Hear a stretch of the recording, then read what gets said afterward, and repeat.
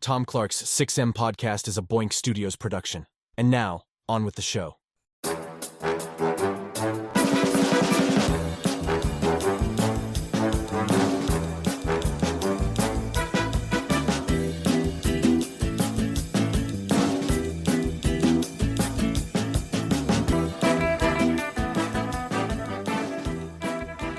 Hey, what is up? Welcome to Tom Clark's 6M podcast. I'm your host, Tom Clark, and in this episode, I'm joined by co-host Phil Lindsey.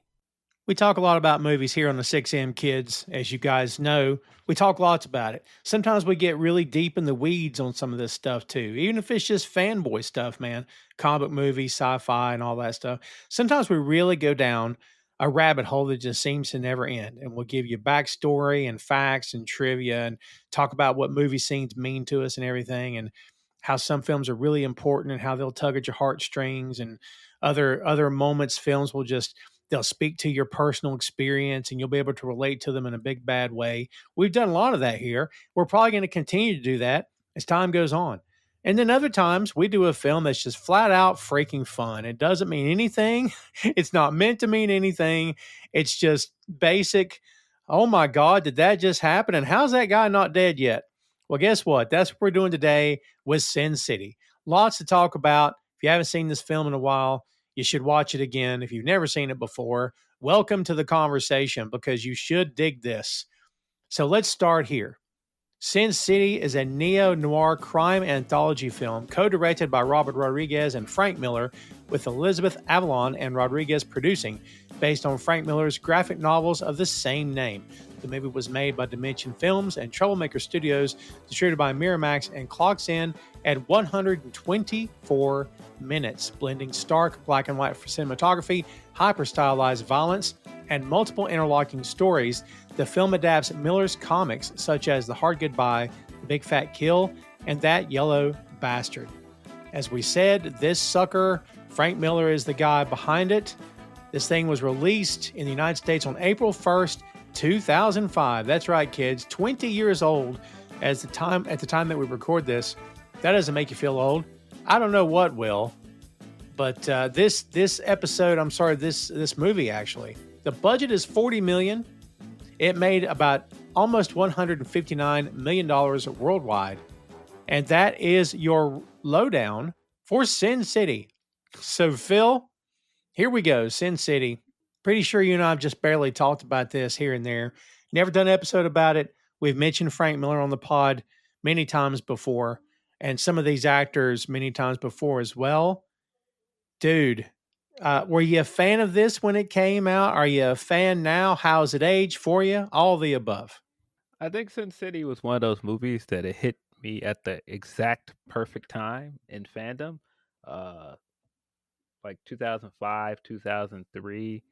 That was when I was starting to buy a lot more comics because I was working. I was in college, and that was like right around the time that Kill Bill was a thing from 2004. I believe Kill Bill 2 came out in 2004.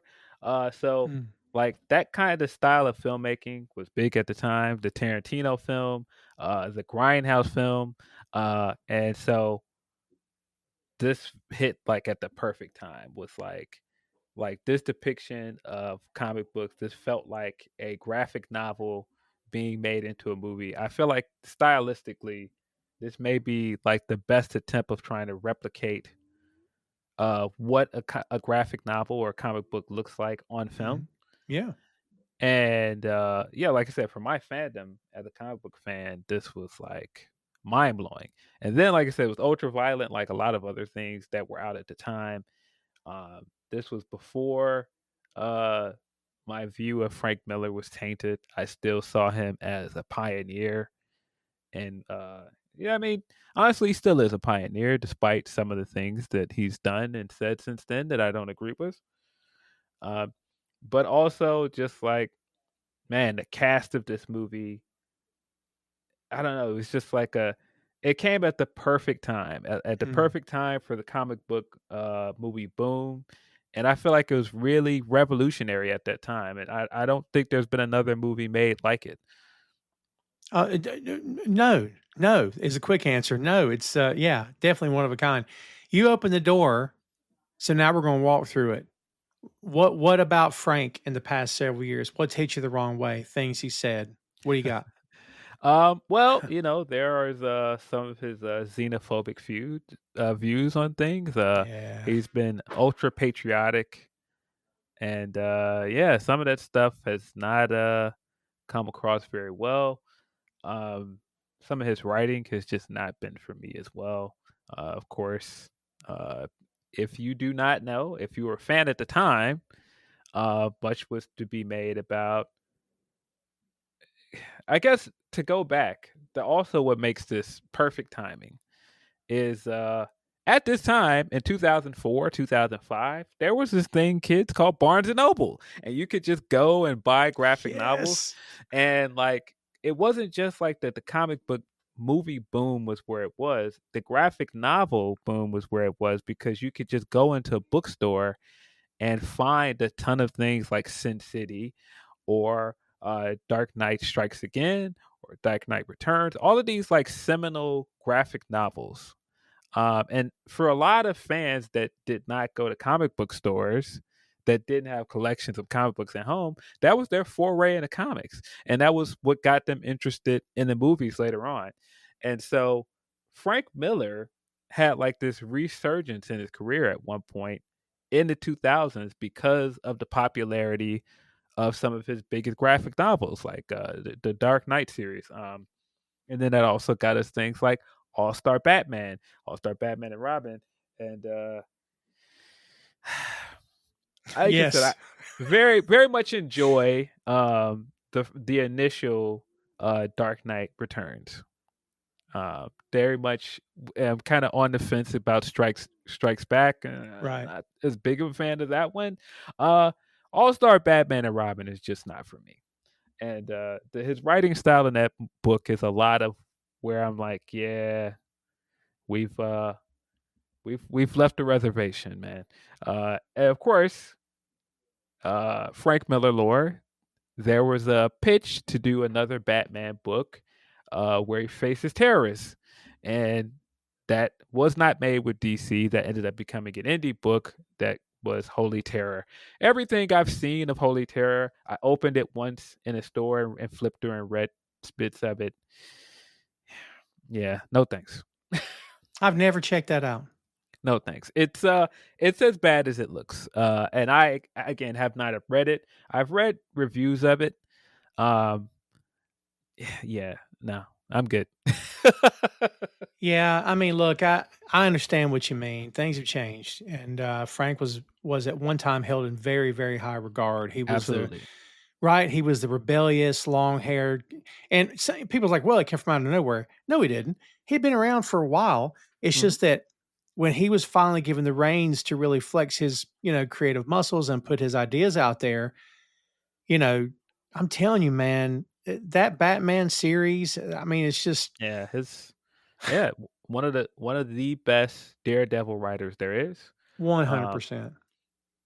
he absolutely changed the way uh people viewed Daredevil. He changed the way people viewed Batman in some ways. Um Also just his style of art, and that is just so important to this film. His style of the bold black and white with the hints of color. And this movie just does such a great job of replicating his trademark inking style. So let me ask you this: we talked a lot about Zack Snyder here. I know you're gonna Yeah, laugh about that, but whereas we looked at Watchmen, I think you and I both are on the same page in terms of, dude, you didn't have to hold the graphic novel up beside the camera. It's but like I never considered that movie an adaptation. It felt like he was intentionally. We had to make it look just like. So how does this movie different in terms of what they did with Frank's stuff here versus what Zach did with Alan Moore's stuff on that side?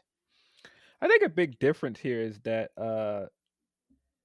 where Watchmen felt like this, attempt to get as close to the comic as possible and make it an adaptation, it didn't feel like it was doing anything new. It didn't feel like nothing about that movie. Although I enjoy the Watchmen movie for what it is, Mm. nothing about that movie really felt like it was changing any of the norms, and that's what's so different about this movie. Um, to take a comic book movie and do noir in this way, it hadn't been done before, and it had been done in small ways. Like you can see some comparisons to like Dick Tracy, for example. Yeah. But this took that and went in a completely different direction. Like took this and turned the volume all the way up. Uh I think that's what makes this thing different. Like there's so much style and there's so much of a it doesn't feel like just a comic book movie when you look at it. And I think No. that's what made it always appeal to me. It felt like this like gritty detective movie. Like this anthology of like these true crime movies.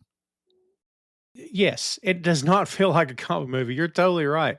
It just Yeah. feels like a hardcore, detective film for sure. Like I think that's it. Dude, you listen to a cover song Mhm. of basically anything. Maybe it's your favorite song, and you're like, you had to do it note for note. They even use the same instruments. Like, okay, cool, but why don't I just go listen to the original? But when a cover song, pays justice to the original, but puts their own spin on it, that's it. That becomes their own version, which I think is what happened here. Yeah, and if you're familiar with any other Rodriguez film, it definitely has his approach to filmmaking here. Um, but I think the thing that also makes it so good is that it really does bring the pages of the Sin City books to life. And it doesn't like bring them to life in this kind of like still and stiff way. It brings them to life and it really emphasizes what they're supposed to be. Yeah. Um, it feels like this is a new and great approach to comic book movies, but it also feels like this new approach to like the noir film because it hadn't been done before in this way.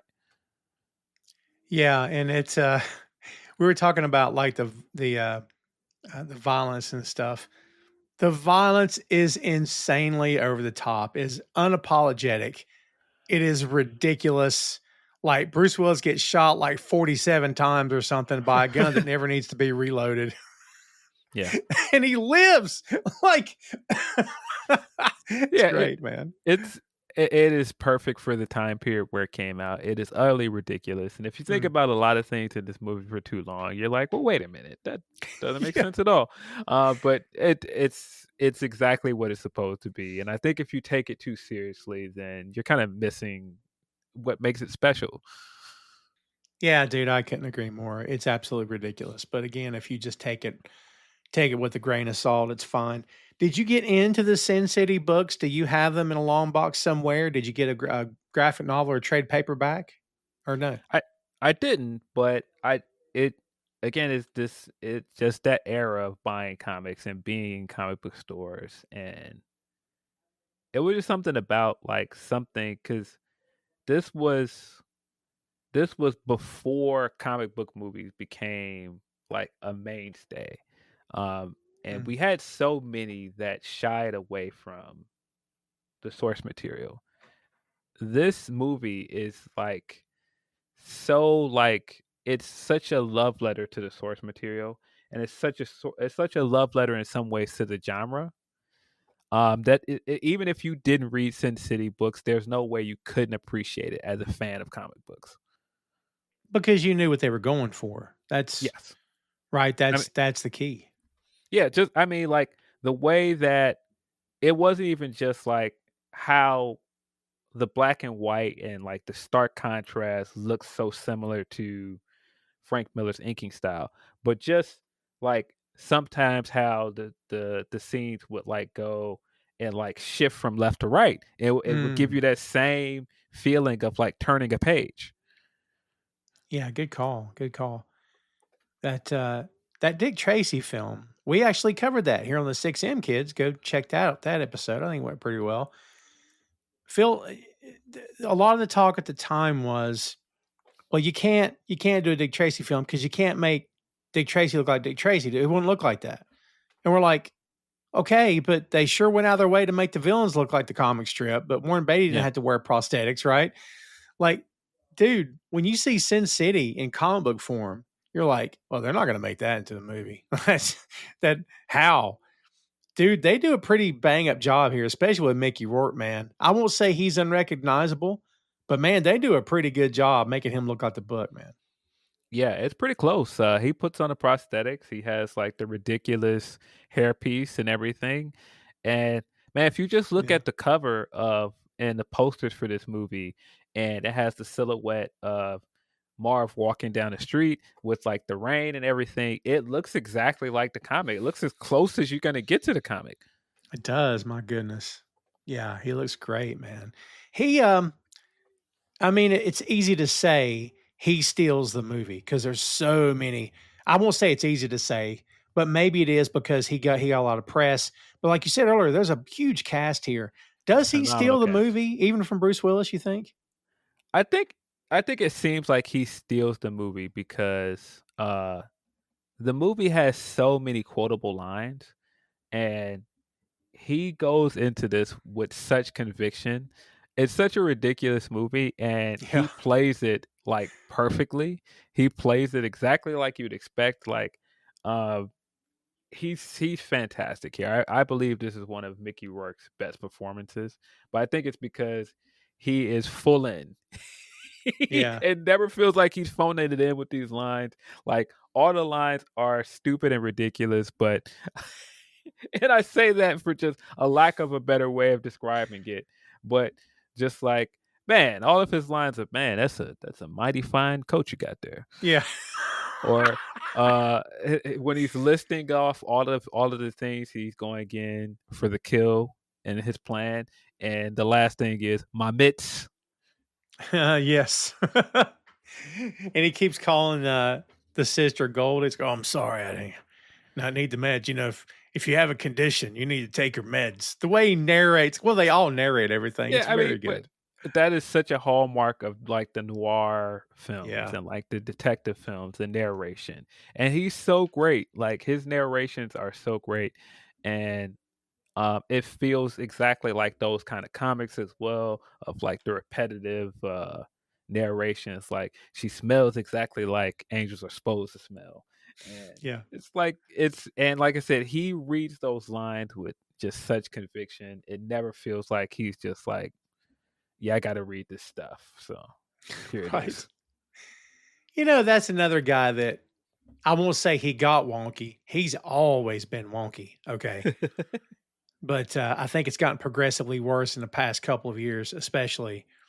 But Yeah.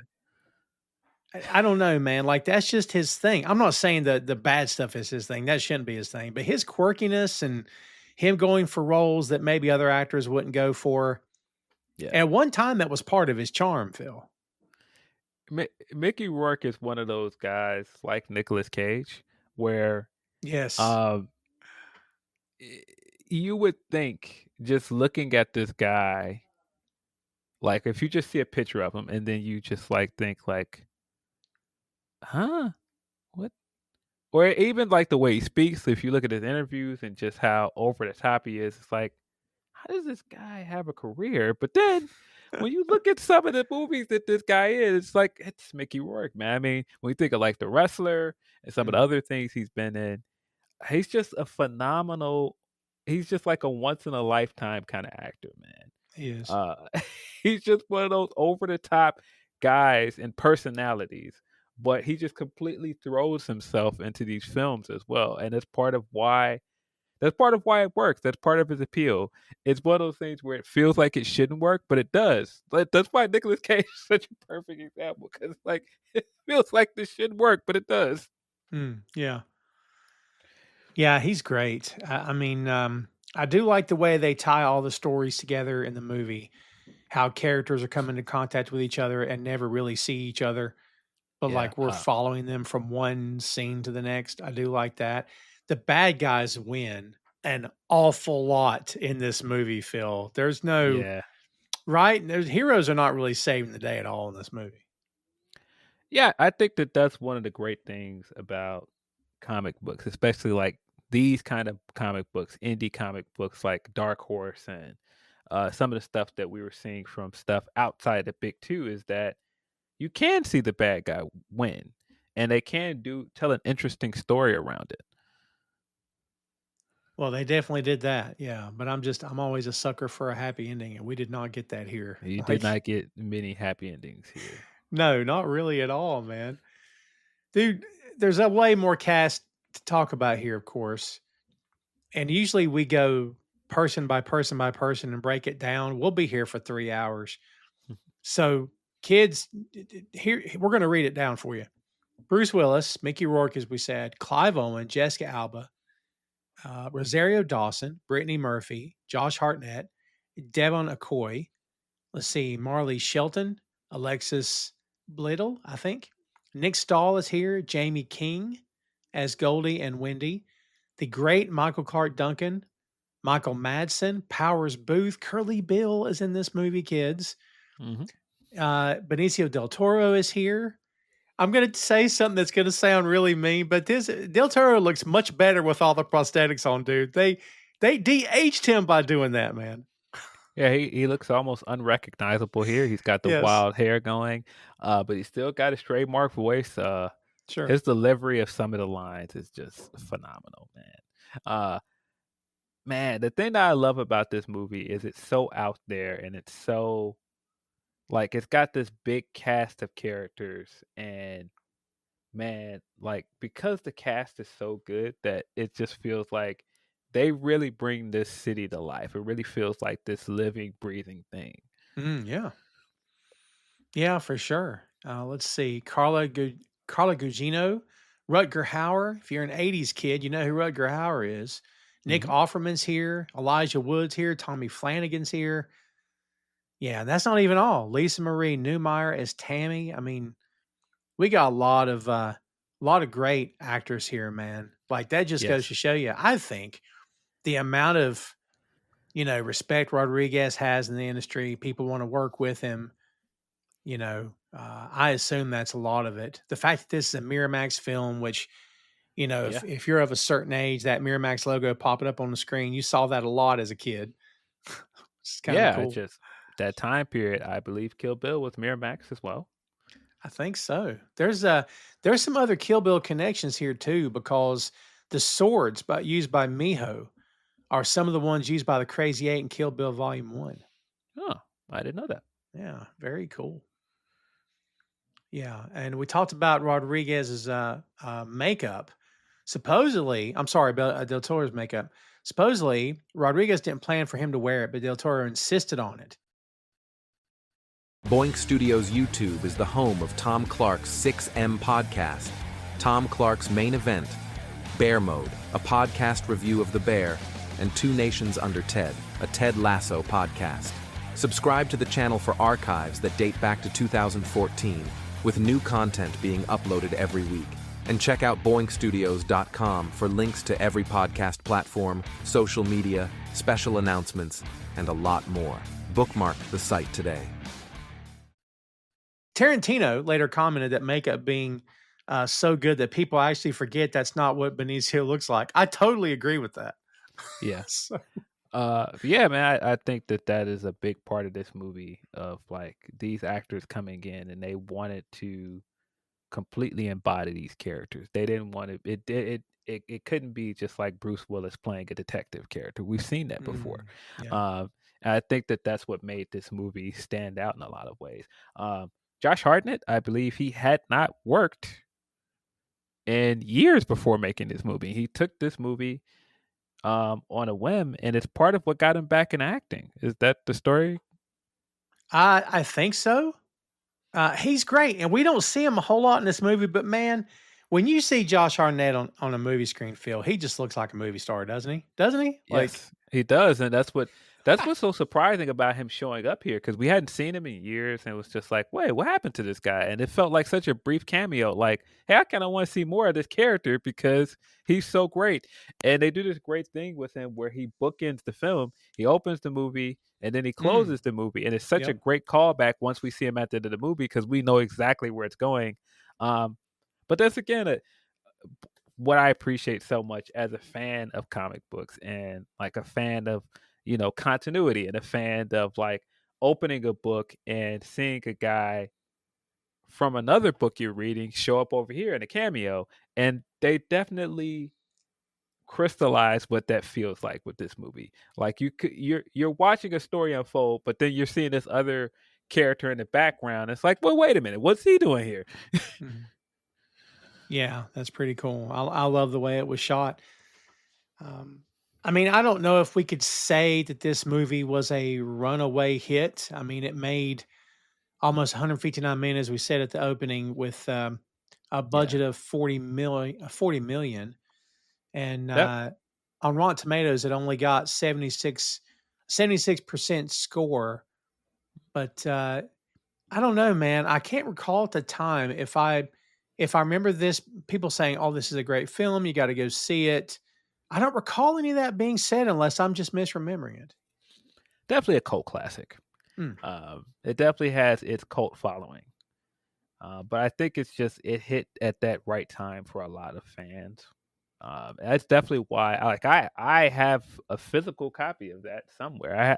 I know I had it on DVD. I might have it on Blu-ray as well. I've got the I don't think it's Blu-ray, but I've got a DVD copy. It was like the big expanded edition. They Yes. always release like the flimsy case. Here's your movie. Then they release the holy crap steel box at Best Buy or whatever. Like, Yeah. what's funny is that I knew a girl that worked at Best Buy here in town, and whoever had stocked the shelf had put those bad boys in the regular slot for the regular film. And she happened to be walking by. I'm like, "Hey, how you doing?" She's like, "Good." I'm like, I pointed to the thing and I said, "Hey, any chance?" She's like, "Well, they screwed up. You can have it for that price." So I got that expanded version was like 40 some bucks and I paid like 15 for it, I think. So that was pretty cool. Wow. Yeah. Yeah, but I think it came at the perfect time, man. Like that, the amount of stuff that I probably wasted money on in my freshman and sophomore year of college, and a ton of like Blu-rays and comic books and a bunch of other things that I bought at that time.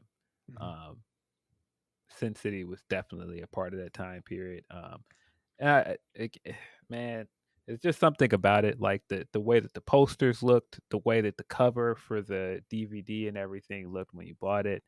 Um, like I said, it just felt very similar to like going in a comic book store and opening up a comic book for the first time and buying it. Mm. Good call. Good call. I think it'd be cool to tackle A Dame to Kill For, just to bookend this episode, but I know that one didn't do. I mean, that one was it lost money, and I don't recall if I even watched A Dame to Kill For. Did you watch the sequel? I have not seen a sequel. Yeah, not to taint your view going in, but I know it lost money, quite a Uh-huh. bit of money actually. Yeah. But the Uh, same creative people, I mean, Miller and Rodriguez were both attached, so it'd be interesting to review that and see how it goes. yeah, sometimes you can't really capture the magic. We saw they tried to do that with 300. Didn't really work out. Yeah, I was never a big 300 fan, honestly. same, Uh, same. Yeah, I always thought 300 was incredibly overrated. I enjoyed it, but did I come away thinking that was amazing? No, not really. Like, not really. And that's before Snyder had really become like anything close to a household name. I didn't react that way because of him. It was just like, yeah, I don't know. I don't know why is everyone getting so giddy about this? I mean, Phil, don't quote me, but wasn't that around the same time when entire films were being shot against green screen before that was I think didn't 300 kind of set the tone for, hey, this entire film is green screen? Yeah, it definitely changed the way a lot of films were being made. It definitely is a big part of the rise of the Snyder fandom. Um, Yeah. I do think there's something to like the dude bro fandom of 300 and just like it's just like it's so like uber masculine, Yeah. just like it takes itself, yeah, a lot of fans, let me not say it takes itself very seriously. A lot of fans that love it take it so seriously. And I knew so many people that were big fans of it, and just the way they talked about it, like this was just like they had never seen anything like it. And it's just like, I guess it was never really for me. No, I didn't get it. Like I said in the intro, I think I've already made this point, but you know, we've talked a lot about movies here, Phil, and sometimes we really connect. Maybe you connect more than I do, or I'll connect more than you do. And maybe sometimes it's close. I don't know, but they are just movies. I mean, Yeah, right? I mean, things appeal to people for different reasons, Sure. and I do think 300 was one of those movies, like I said, with this that hit at the perfect time. But yeah, it just for whatever reason, it just never really stuck with me. No, This movie same. was different because it was just so like visually appealing, and like it was so different from any other comic book movie that was made. And as a guy that is a big visual guy, I mean, whether people realize it or not, a big part of reading comic books is the visual side of it. There's a reason why the covers are what they are. The covers are what gets you to buy a lot of these books. Yep. And I think that this movie, once you see like how it looks, it's like, oh, what's that? You stop immediately. Like, what is this? Yeah, it causes you to either buy it or leave it on the stand. I say stand, but you know what I mean. Yeah. Uh, I don't know how you determine how you're going to buy an actual like physical book if you're still like reading physical books because I know Audible books are a thing. I love Audible books, but I also like to hold a copy in my hand as well. Yeah. Um, but if I'm looking through a bookstore and I see something I'm interested in, I will read the first page of chapter one. And if you can't grab me by the end of the first, because usually, page one of chapter one is a half a page. So I'll read it. And if you haven't hooked me by the end of page one, I'm probably not going to buy that book. To me, the comic books are the same way. If you can't Mhm. grab me with the cover, I'm not going to pick it up off the rack and look at it. Yeah, I know for a lot of us, when we first started buying comics, that was definitely it. Like if you can't grab me with like the cover, or I flip through there and there's like a big splash page that looks amazing, it makes me want to pick it up. It's kind of hard, but also after I became like a big fan, I started following creators. So it's like, oh well, Yeah. if this creator's writing it, I trust her. If this creator's doing the pencils for it, like this is like somebody that I'm already a fan of. So I trust that this is probably going to be good. Well, we did the episode here about the image guys, right? But and until McFarlane pushed the envelope, nobody was doing single page spreads or much less double page spreads. Spider-Man would cover both pages, just a full body shot of him swinging from one rooftop to another in two pages. And Yeah, Marvel's like, you can't do that. Todd's like, why? Why can't I do that? So, I mean, they push back on him all the time, which is, of course, eventually led to those guys splitting and going to create Image. But you got to give people something different, man. You got to give people a reason, like you said, to pick it up and buy it. And yeah, I don't know. This movie for me, I had forgotten how visually striking it is, and it actually makes me really want to see. You talked about Cage. I cannot wait to watch Spider-Man Noir, and I know it's not going to be like this, but visually, I'm counting on it being pretty striking, man. I just wonder how it's going to play out.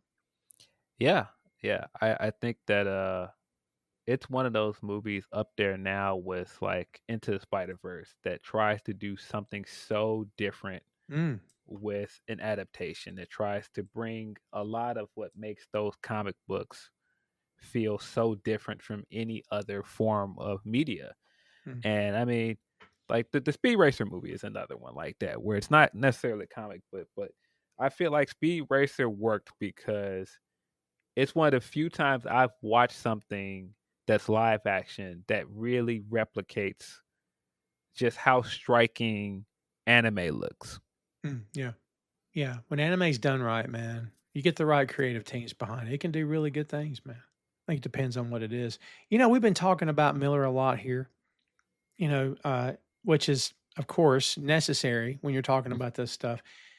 You know, kids, if you're not into comic books, if you only know him because of movies, I cannot stress enough about The Dark Knight Returns, Yes. about what a seminal work that is. And I believe we've covered that on the show, Phil. I think we talked about that book here. But Yeah. I mean, despite what I said earlier about how I don't agree with a lot of his political views and right. just like how far right he's gone, um, he's incredibly important to comic books Yeah. in more than one way. He's incredibly important to the way that people write Batman, whether that be from Dark Knight Returns or Year One. Um, like there's an entire era of Batman comics that completely changed because of this man. Same thing with Daredevil. There are people to this day that changed the way that they, started inking books and doing like the Mm. way that they paid attention to negative and positive space when putting together a piece of art because of this man. Oh, well said. Yeah. And what he did for Daredevil cannot be overstated. What he did for Yes. Wolverine cannot be, Yes, dude. Wolverine as well. He's yeah, absolutely absolute giant in comic books. Like I don't think we're really doing it justice. Like how much he has really changed comic books. But people get older, and sometimes it's okay to say that I'm not necessarily a fan anymore. It's all right. No, I get it. And I can't say I disagree with you at all. Batman Year One. Least we forget. Elektra, Ronin, 300, as we Yes, said. I yes, mean, dude, insane, man. And worked with his wife, Lynn Varley. Yeah, just absolute legend. But yeah. again, the what's well, it's the same line we've been quoting from Batman for years. You either what is it? You become a hero, or you live long enough to see yourself become the villain, right? Yeah, you Die a either hero. That's it. you either die a hero or live long enough to see yourself become the villain. Yeah. And yeah, yeah. But yeah, there's so much of that graphic novel craze in the early 2000s, late 90s, in a lot Yeah. of bookstores that his stuff was on a bunch of those shelves, and his stuff sold very well. When you look at like the Batman graphic novels that sold the most, like, of course, like the Jeff Loeb stuff, like Long Halloween and Dark Victory, but of course, most people's bookshelves, if you have a collection of Batman graphic novels, you've got some Frank Miller books in there. Oh, dude, I've got Frank Miller, Chris Claremont, Wolverine on my Yes. bookshelf right now. I got Batman Year One, Dark Knight Strikes Again, or Batman Dark Knight Returns. Yeah, dude, I've got it all on there. So yeah, and I mean his touches are all over this, not just like his style and just like trying to replicate his pages from Sin City. Um but just like his style of dialogue is all over this. And I think that that's part of the Mm, personality of this movie. Dames. Yeah. James, yeah. And I mean it works in a way here because Sure. it's noir and it's got this hard edge to it. Um, some of his dialogue probably wouldn't read as well in some other things, but Mm. man, there's so much of it that comes across here. Like it's impossible for me to not think of like the middle arc of this movie without just thinking Deadly Little Miho. Yeah, It's just yeah. it's just I mean, man, all credit to Clive Owens as well. His delivery of a lot of those lines, because a lot of those lines are so they're so ridiculous as well. But he delivers them in such a matter of factly stiff way that it works. Yeah. Like when he's getting pulled out of the tar, and he's like, "Miho, you're a saint. You're an angel. You're Elvis. Yeah. You're God." Oh, yeah. Man, Clive Owen's character kind of comes from out of nowhere. Like we see him, and then when he has his bit, like I mean, the men are insanely macho in this movie Yes, and getting shot yes, and stabbed and stabbed and Def- shot some more, it seems, and just keep getting definite, back up. And definite archetypes, masculine yes. comic book archetypes, that Yeah. masculine detective story archetypes. But it's like that. The lines are just so great. Clive Owens, one of my favorite lines from the movie is, "Hi, I'm Shelley's new boyfriend, and I'm out of my mind." Yeah, yeah. See, most people think Marv is crazy. He just had the rotten luck of being born in the wrong century.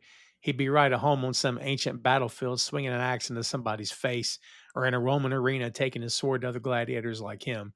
They would have tossed him girls like Nancy back then. Dude. Yeah, yeah. Oh, very, yeah. Back when men were men, though.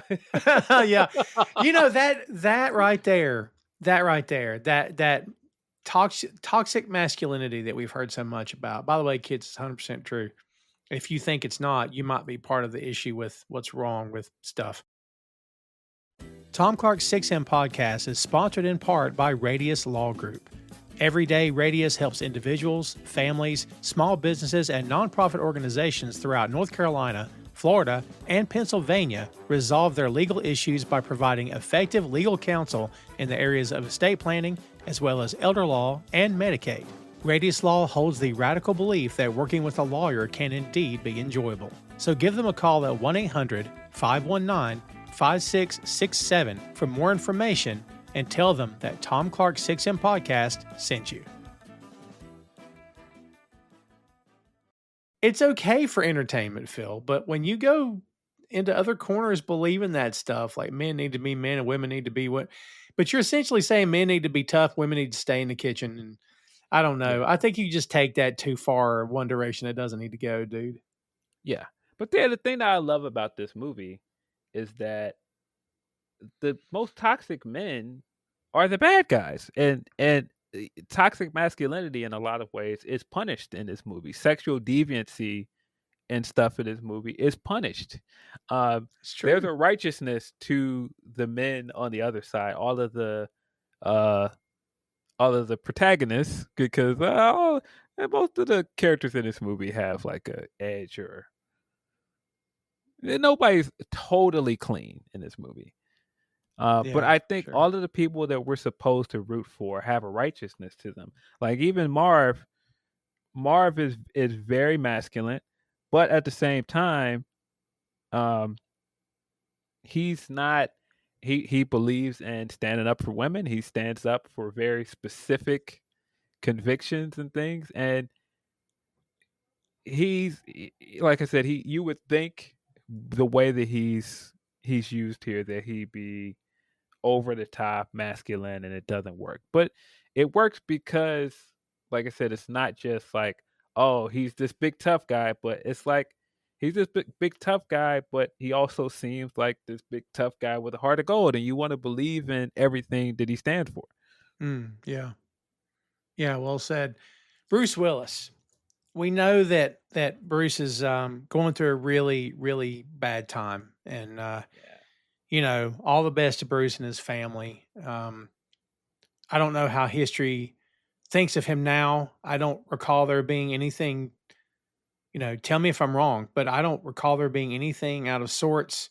I mean, personality, character traits, maybe here and there, typical Hollywood stuff, but I don't recall there being anything that, especially in a day and age when a lot of his peers were getting canceled.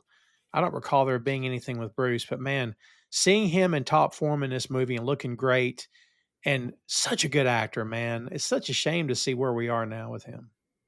Yeah, perfect casting for Bruce in this movie, Yeah. because he's done so many other films where he's been, a detective. I mean, his claim to fame of Die Hard and him being, the bad guy, this Dirty Harry. It's not the bad guy, the good guy, this Dirty Harry style character, and Mm. having him as like this grizzled old veteran in this film, because again, he's been there and done that when it comes to action movies, and so having him be this guy that's seen it all and done it all, and this is him on his way out of his career as a police officer, is perfect. Yeah.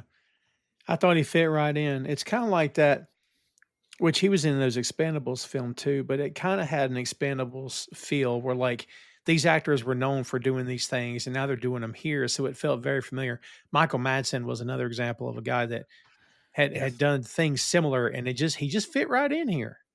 Yes. But yeah, it also to what I was saying about, yeah, it plays into like definite like male archetypes. But I love that like most of the women here, it's not like, this woman is a damsel in distress. No. Like even like the stuff with the women in Old Town, like it's not treating them as just like, oh, these women can't take care of themselves. Like they're or even the stuff with Nancy, like we're not making Nancy to be just like this kid that just was waiting all this time for somebody to save her. Mm. Yeah, she's not a victim. Yes. Right? Yeah, at all.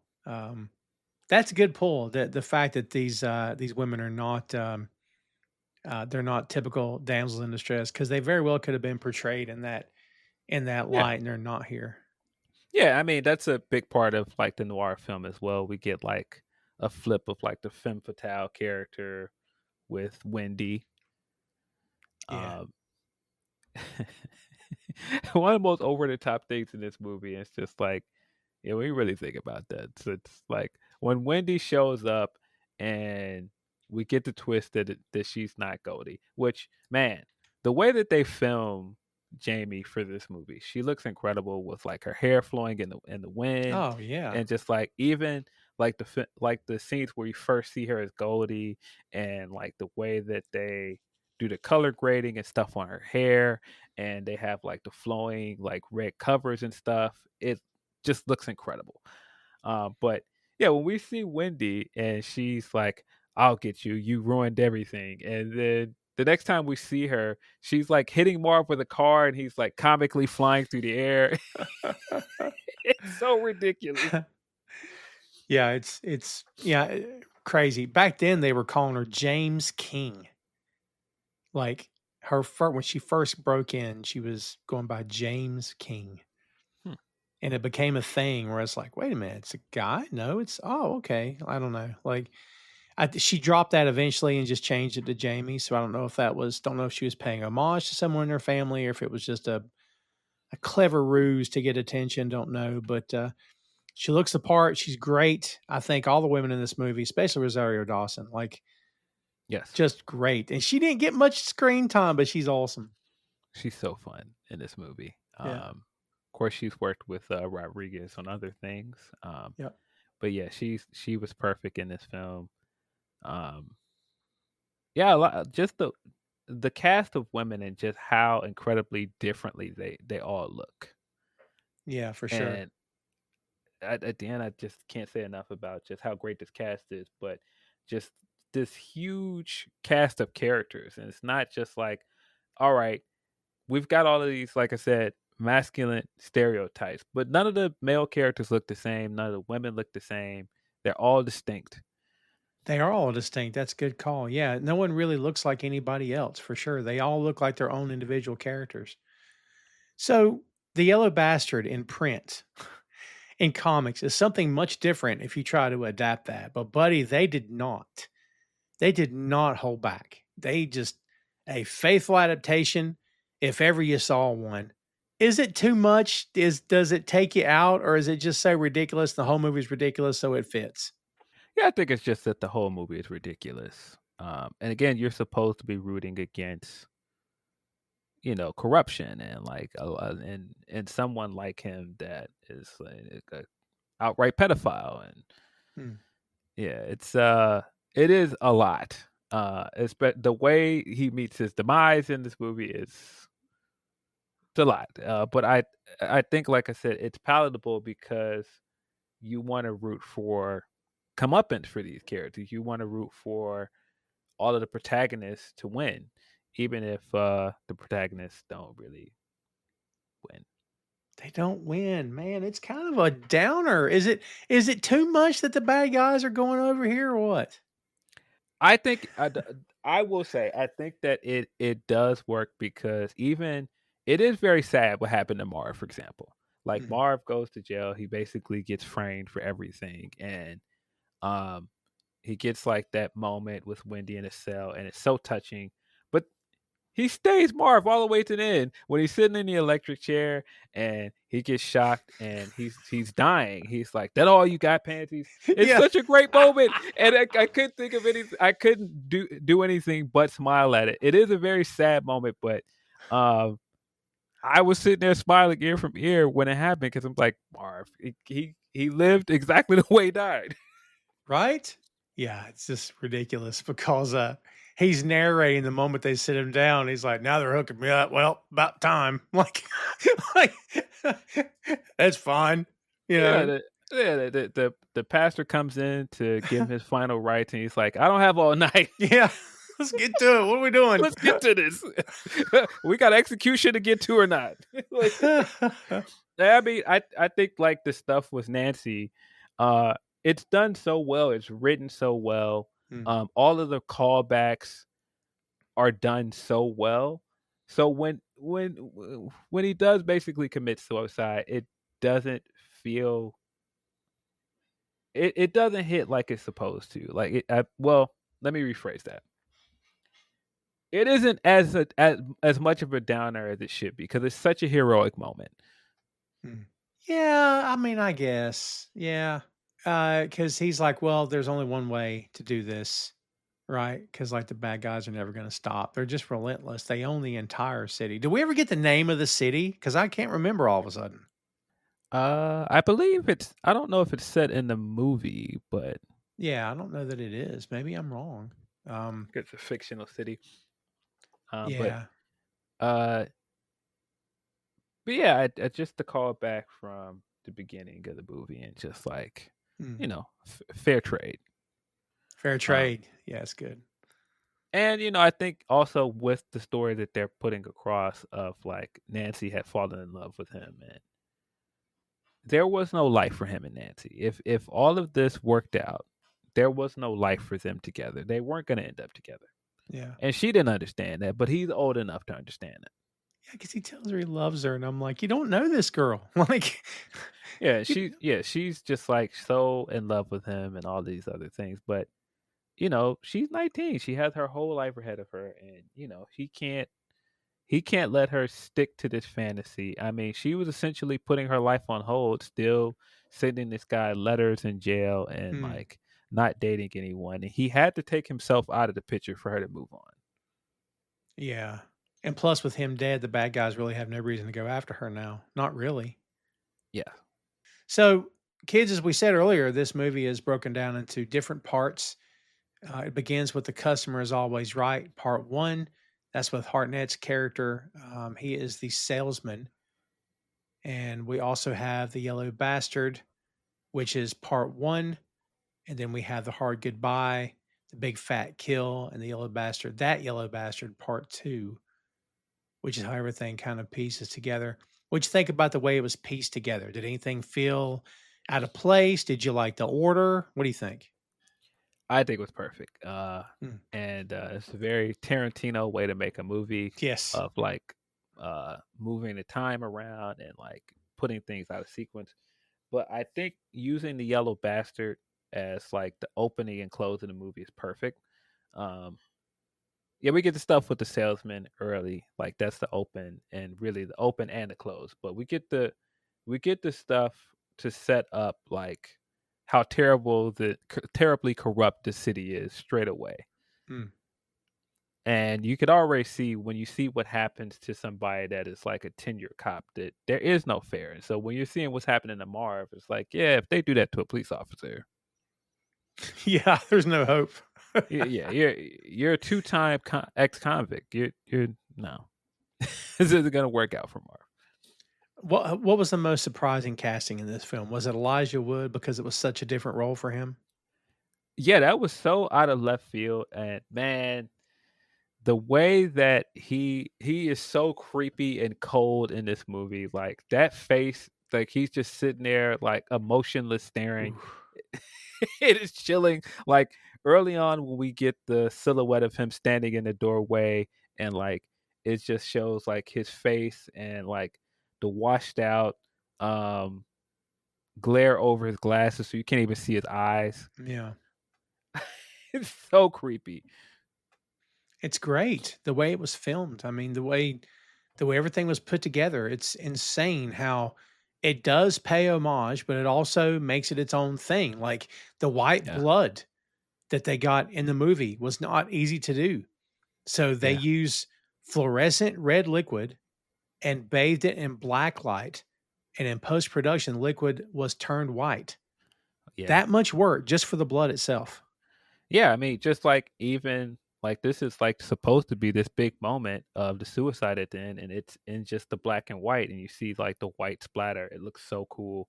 It does. And yeah, but even like Elijah Woods, when Marv shows up to the farm and he throws a Molotov cocktail in there, blows up the house, and he just comes flying out the window, doesn't scream or anything, doesn't make a noise, just comes flying out the window and attacks her immediately. Yeah. Yeah. Listen, real quick. We're talking about Elijah Wood's appearance. I didn't know this, but apparently his chin was changed in post production to give him a more unsettling appearance. Apparently, it's very subtle, but I'm like, whatever they did, it worked. Because, Yeah. wow. Yeah, the other iconic black and white, of course, is Marv with all the white bandages all over him. Yes. Oh, great. So cool. Yeah. Majority of this movie was shot against green screen. There were 4 practical sets created: Katie's bar, Shelley's apartment, Hardigan's prison cell, and the hospital in the epilogue. And that was it. Yeah. Shelley's Crazy. apartment where she's got a regular African love fest going on in here. God, dude, where did that come from? And didn't Del Toro say, "I'm not racist" or something like that? Like, where'd that come from? He had to quantify it to his henchman. I don't know what you're talking about. Yeah. That was crazy. Everything about him as well. Del Jackie Toro comes in and he's like just this terrible guy. He's like beats on her, and then his comeuppance is him almost getting drowned in his own piss. Yeah. Jessica Alba. She went to strip clubs as part of her research for this character. She said it didn't do much good because all the professional strippers she saw were just trying to get tips. So she didn't really learn much dancing at all. I will say Jessica Alba on that bar, that's a sight to behold, buddy. On that stage. Like yeah, just we've talked about her here for the Fantastic Four film before and in other places, but yeah, man. I mean, I think this was, I don't want to say this was peak time for her, but it had to have been close, wasn't it? Yeah. I think. Yeah, she looks great. She was great. Yeah. The late great Brittany Murphy was Oh, fantastic here. Yeah, really. She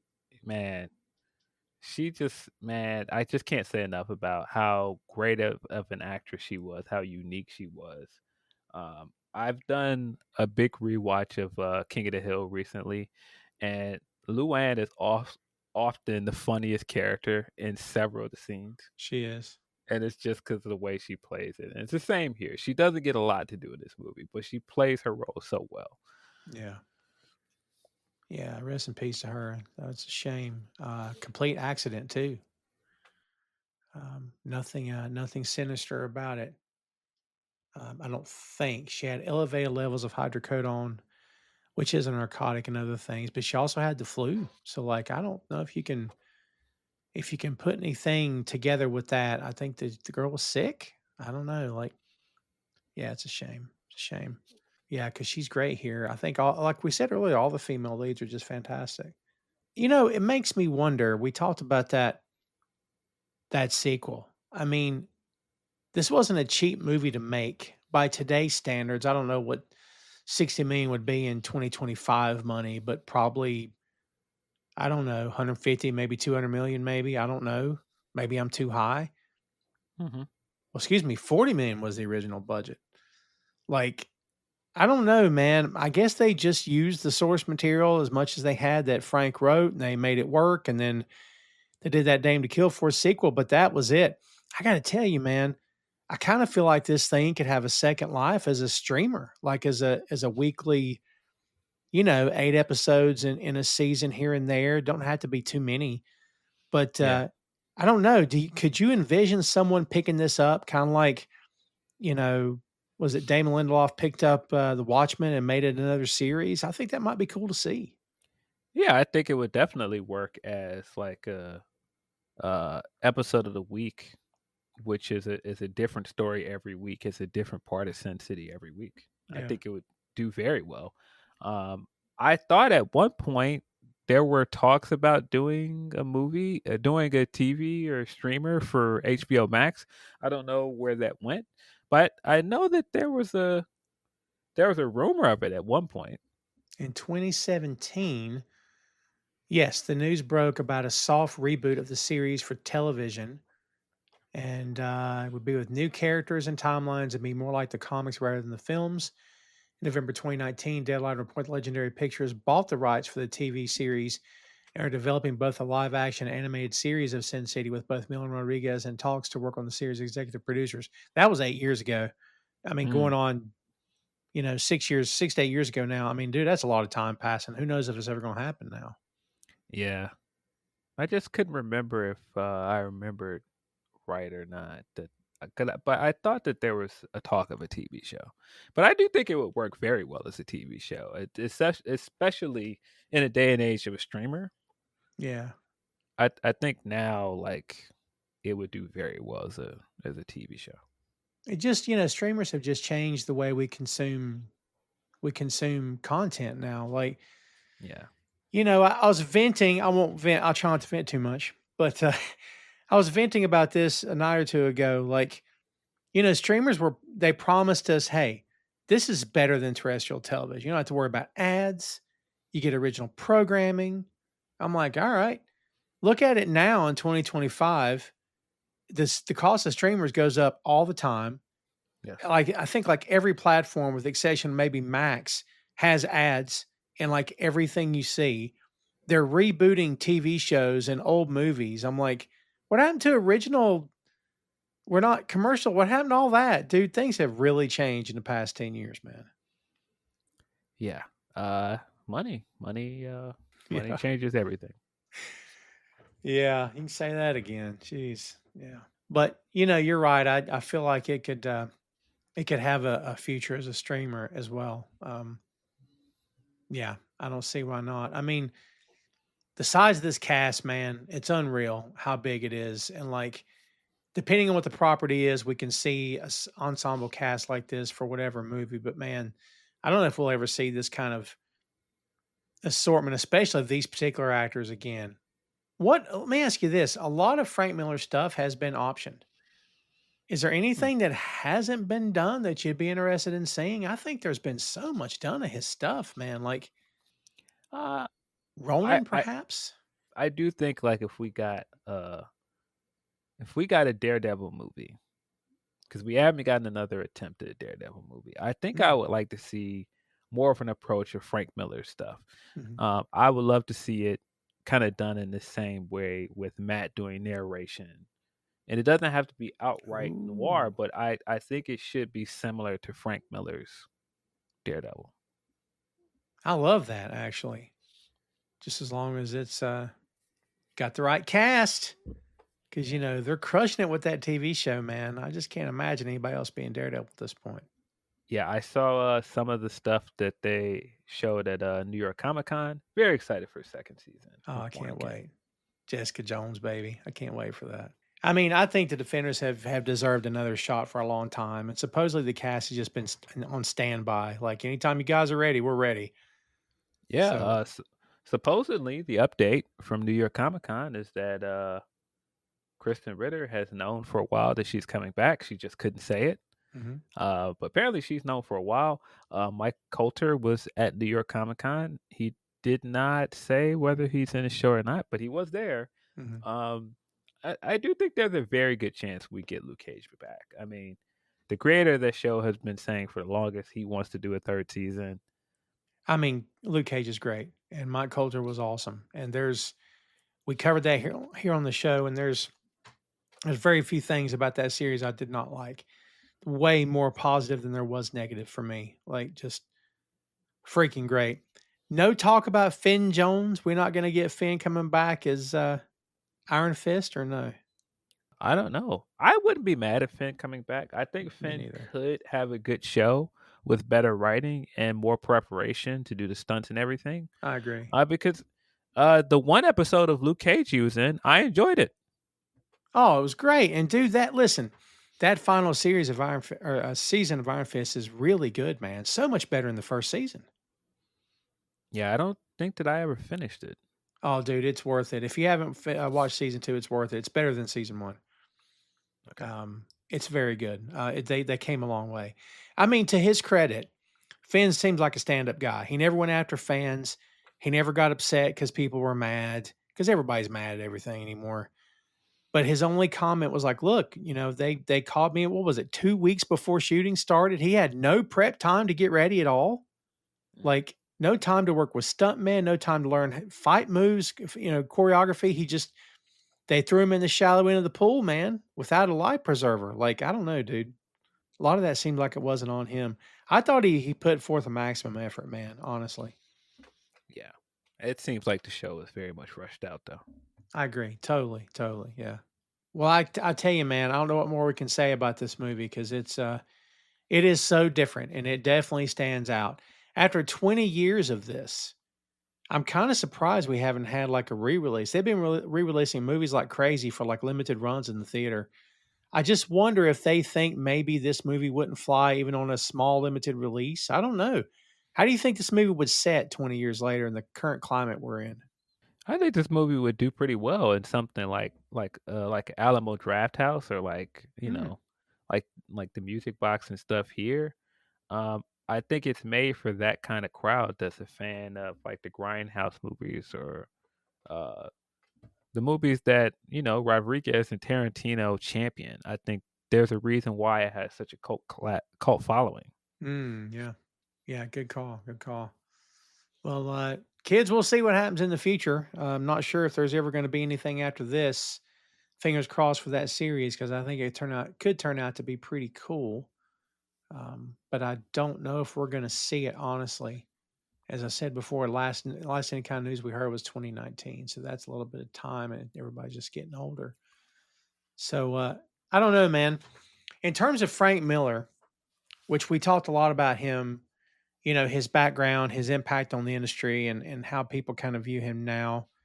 I don't know how history is going to remember him. Do you think it'll be more of the highs than the lows? I mean, I don't know. I hope it's more of the highs, but I don't know, man. I kind of feel like you make the bed you're eventually going to lay in some cases, and maybe he's done that here.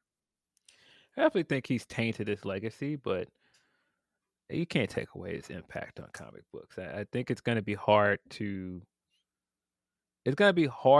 separate some of these things, of course, but um, yeah, he was so impactful. He's been so impactful in comic books. Yeah, yeah. You can't take it away from him. If you try, that's a shame because, like I said, he's definitely one of a kind, kids, for sure. Well, there you have it, folks. There is our fairly brief review of a very very different film. And whether or not you're into comic book films, whether or not you're burned out on the MCU, whether or not you don't care about DC, this is something you should definitely give it a try if you've never watched it because I think you'll dig it. There's a lot here, and it's pretty intense and pretty graphic in moments, but man, very original storytelling, and again, a cast to really brag about. So, Phil, before we get out of here, let's get your last word on Sin City.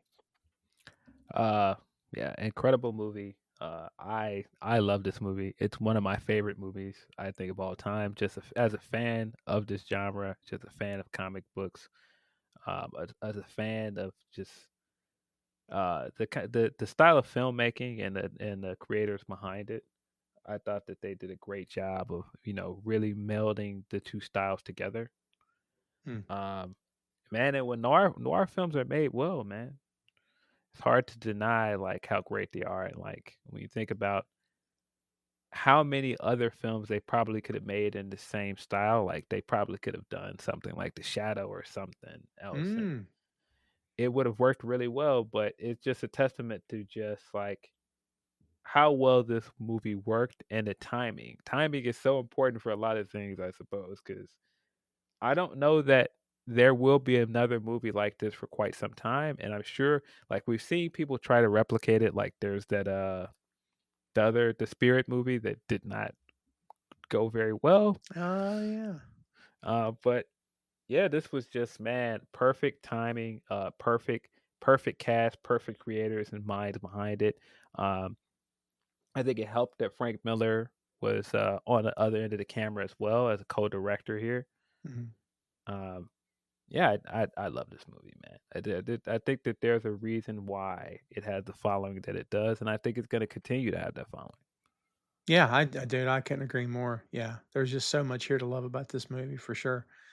And like I said, a very original idea, and but also very familiar with the film noir concepts and everything that goes along with it. So yeah, like we said, kids, a little something for everybody, perhaps. And it is, again, very out of the norm for maybe what you've seen before. But even at 20 years old, this thing still holds up. The effects are still great. Everything is very, very solid. And yeah, it's just one of those movies that kind of forces you to look, and you kind of can't wait to see what happens to the good guys and if they're going to make it. And we just spoiled the life out of it for you, but definitely go watch it. So stay tuned, kids. We're probably going to hit that Dame to Kill for, just so, as I said before, we can bookend it. And we'll see how that goes. Whether or not it measures up, we shall see. But in the meantime, that is Sin City. Hey, thanks for listening to the show. Check out our social media on Facebook, Instagram, and Threads at 6M Podcasts. We'll see you next time.